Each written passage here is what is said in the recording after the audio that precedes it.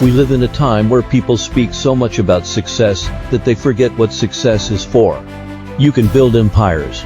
You can gather gold. You can have the applause of the world and yet still go to bed feeling empty. Why?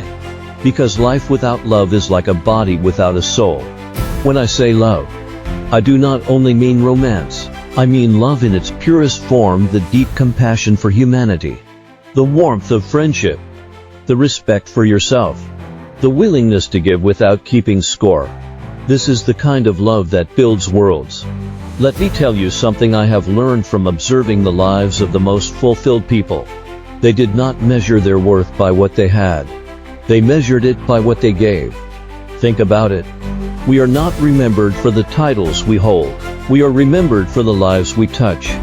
When you think of a person who inspired you most, is it because they had a certain car, a certain house, a certain number in their bank account? Or is it because they believed in you when no one else did? Is it because they stood beside you when the world turned its back? In this world, strength is not only about standing tall when the sun is shining. Strength is also about holding another person's hand when the storm is raging. The greatest people I have ever known were not the loudest in the room, they were the ones who quietly lifted others without asking for recognition. Love is not weakness. Love is the most dangerous weapon you can carry in a world full of bitterness. It disarms hatred. It destroys division. It can transform a stranger into a brother, an enemy into a friend. But here is where most people get it wrong. They wait for love to come to them instead of becoming love themselves. They say, "I will give when I receive." That is not how the world changes.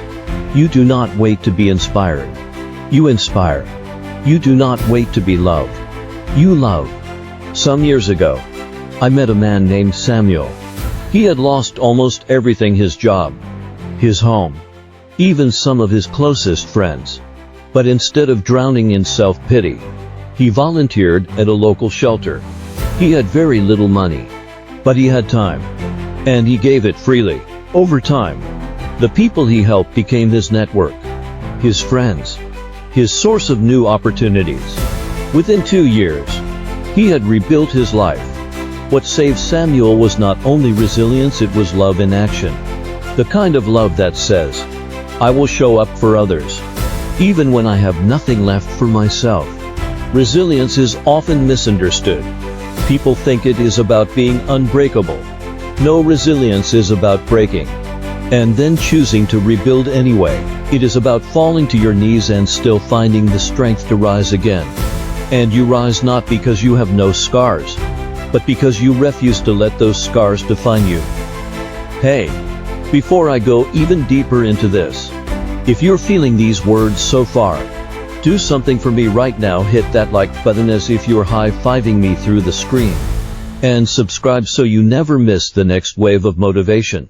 Trust me, the next part will hit your heart even harder. There will come a day when you get tired. Tired of your own excuses. Tired of waiting for the right time. Tired of watching your life pass you by while you keep saying, "One day." And when that day comes, everything changes. Because your life can shift in a single decision. Most people wait for the perfect moment to start. They say, "I'll start when I have more money, when I am less busy, when I feel ready." But here's the truth: the right time doesn't exist. Life will always be messy. You'll never feel 100% ready. Let me tell you about a man named Chris Gardner. He was broke, homeless, sleeping in public bathrooms with his little son. No degree, no connections. But one day, he decided enough.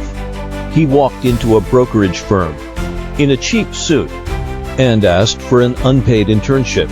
It made no sense, but it was his first step. Years later, he became a millionaire, and his story inspired the pursuit of happiness. Your wake-up call doesn't have to be as dramatic. Maybe it's a student deciding they've had enough of failing exams. Maybe it's a worker tired of being underpaid and undervalued. Maybe it's someone looking in the mirror, out of shape, and saying no more. Every transformation begins with that moment where you say, I can't live like this anymore. That is the day you decide to change. Why don't we change sooner? Fear. Fear of failing. Fear of looking foolish. Fear of the unknown. We cling to what is familiar, even when it is destroying us. The bad job. The toxic relationship. The unhealthy lifestyle. Because change is uncomfortable. And comfort feels safe. But comfort is the enemy of greatness. Most people will trade their dreams for comfort and then wonder why they feel empty. Growth hurts. It stretches you. It forces you to face the parts of yourself you've been avoiding. If you keep waiting for fear to disappear, you'll wait forever. Courage isn't the absence of fear, it is moving forward in spite of it. By the way, if you are still here, it means you care about changing your life. So do one thing right now, hit like so YouTube knows this message matters. And subscribe because this isn't just a video. It is training for the life you want. Seriously. Subscribing is free, but staying the same will cost you everything. Every great story starts with one choice. J.K. Rowling broke. Rejected by publishers 12 times, decided to write her book anyway. Colonel Sanders turned down over 1,000 times, kept going until KFC was born. Oprah Winfrey told she wasn't fit for TV, decided to prove them wrong. Now, if this message today has lit even the smallest spark in you, I want you to fuel it. Subscribe so you can keep walking this journey with me. Like this video so it reaches someone who desperately needs it. And share it with just one person you care about. Because who knows? That share might be the exact moment their life turns around.